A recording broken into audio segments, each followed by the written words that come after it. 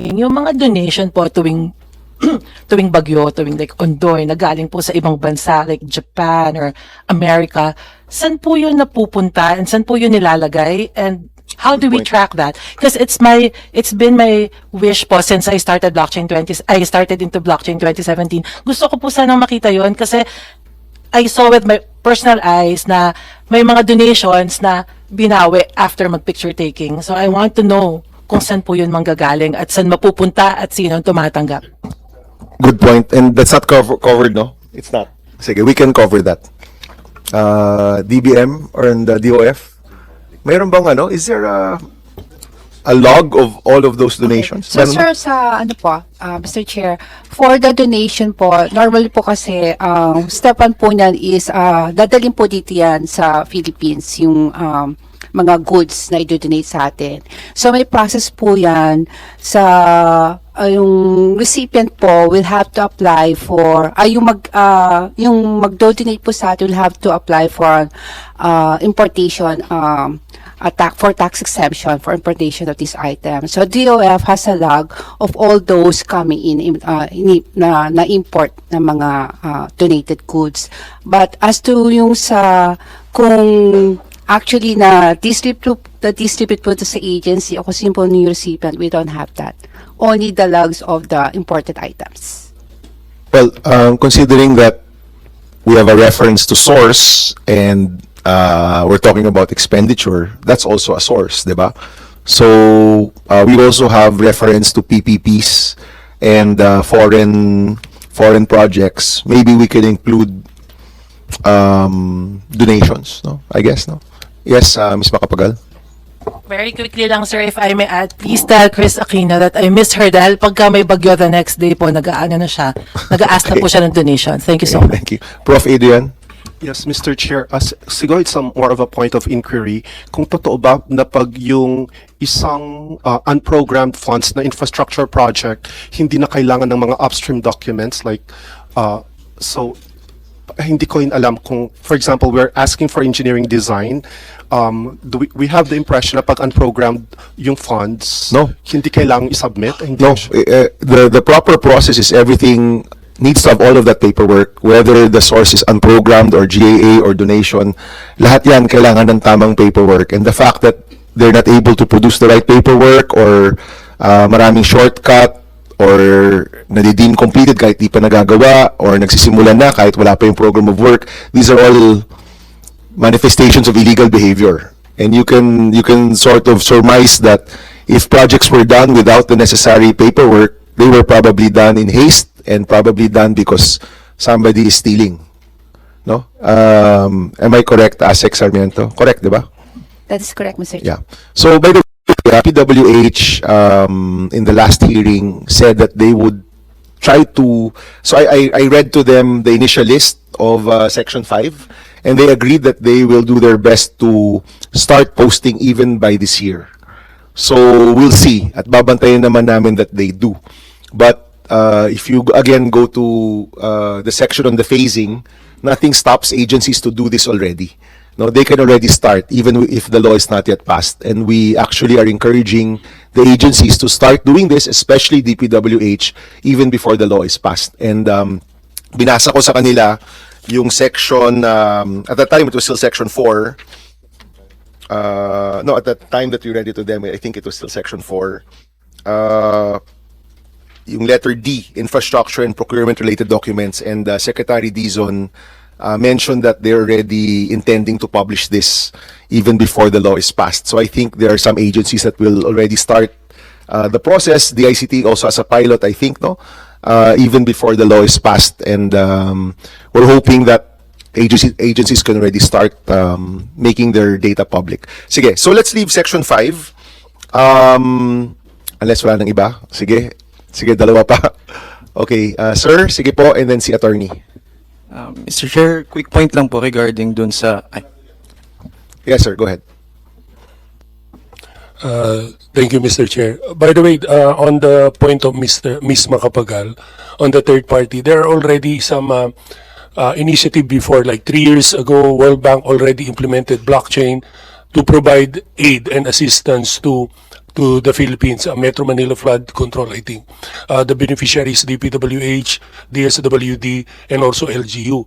So I think we should also consider third-party funders, grants, loans should be included, or they should be following certain APIs to connect so that their grants and loans will be visible also in the budget. Thank you, Attorney. Regarding dun sa SARO na may empty field, baka we can add under Section 6, Data Quality Standards, completeness, para lang ma-include lahat ng field. Sige, since nasa Section 6 ka na, Attorney, I'll let Jose continue. You can continue with Section 6 and a few sections before we open up again. All right, thank you, Mr. Chair. So Section 6 ensures that all data are digitally structured and machine readable so that anyone from auditors to citizens can analyze them. It also aligns the usage of UACS or UACS, which allows the data from DBM, COA, and other agencies to interact seamlessly, enabling automated verification and analytics. The goal of this section is to transform the raw financial data into usable and actionable information. Next slide, please. Next slide. Oh, sorry. So now we're at the Section 7 and 8 of the bill, which is the establishment of the digital platform.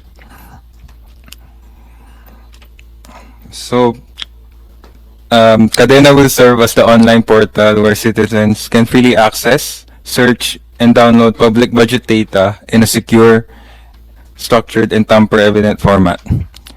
The system uses distributed ledger and secure data technologies or other technologies with a provision for regular review of 3 years by the National Budget Transparency and Accountability Council to keep the technology being used updated with emerging innovations.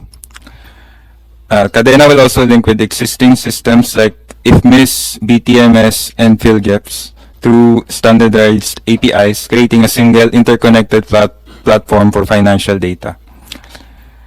At its core, the Cadena is designed with key features: integrity, transparency, redundancy, traceability, validation, security, interoperability, auditability, citizen feedback, and lastly, scalability.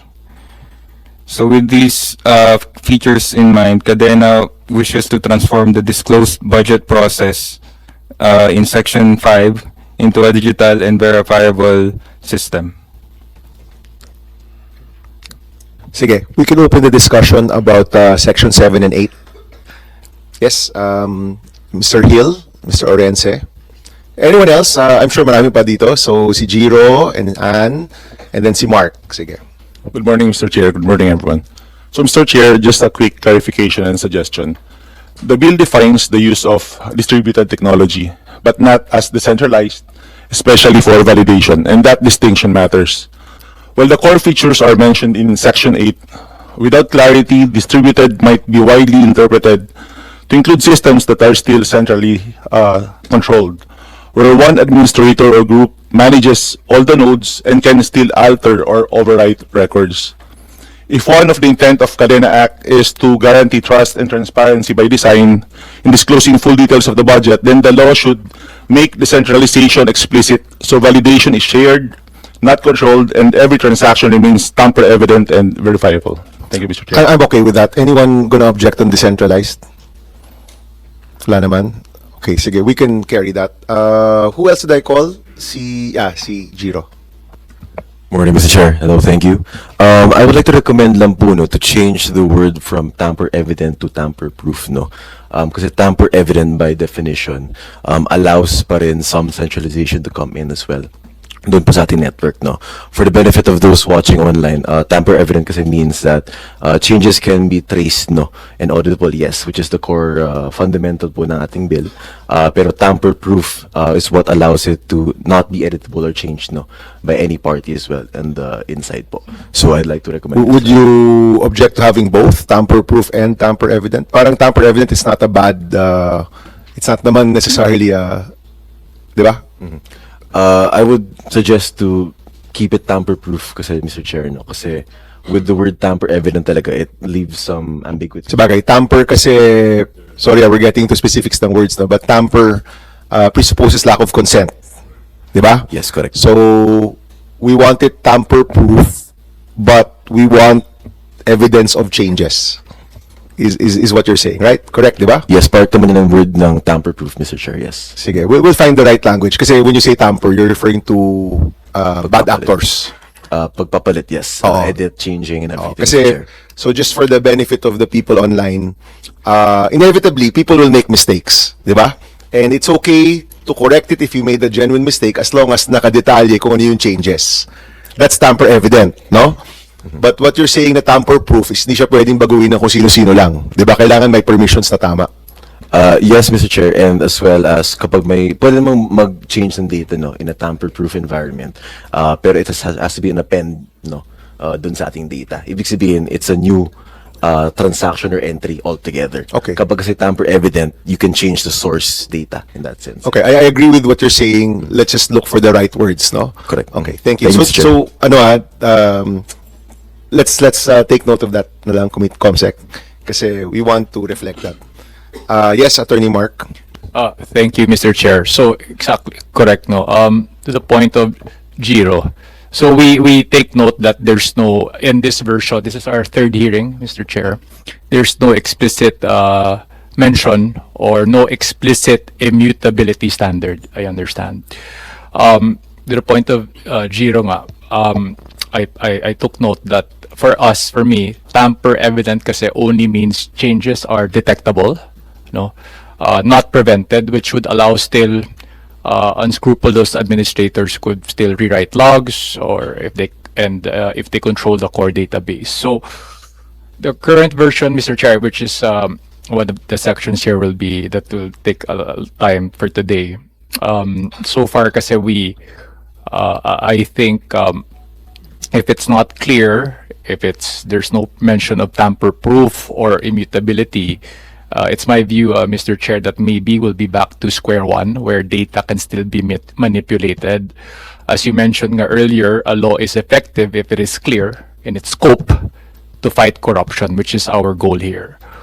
I believe, Mr. Chair, and the BCP, well, I'll just speak for myself, that to realize this, the bill must avoid vague, in my view, with due respect, vague definitions of technology like digital platform or database. That's why we were able to get the support of the public, right? Because you were able to share with the public that as of today, that the technology that is available to fight corruption is blockchain, right? So I guess that's where we have to discuss or debate about this, Mr. Chair, because like terms like digital platform, digital or database may be too broad. In my view, it can even be tech experts here can verify further. Baka it could even you can even like say that you can just use basic spreadsheets to do all of these now, Mr. Chair. To support also Giro's point, we propose that the law mandate an append only cryptographically verifiable ledger ensuring immutability of all transactions and versions. So as mentioned, append only is add only to the record. So that, of course, that would be one of the key features of blockchain. So yes, Mr. Chair, so this prevents post-facto data manipulation, which is a common concealment tactic in graph cases. Thank you. Thank you, Mark. We'll need your suggestions on writing para specific siya. But one thing that we want to be clear is that we're not legislating technology. We're legislating standards. No? And then we leave it to the implementors when it's time for them to decide on the technology, to decide based on the standards in the law. So one case kasi here is the Clean Air Act, where you outlawed incinerators. So in the 90s, we actually outlawed a technology without knowing that the technology caught up. And now other countries, countries we visit like Tokyo and Singapore, Japan and Tokyo, they're actually using that technology already with practically zero emissions or emissions that fit the standards. Or even during the time that the jeepney modernization law was being done, the OTR at the time was mandating particular engines, rather than mandating standards, no? So once you mandate a technology, it's really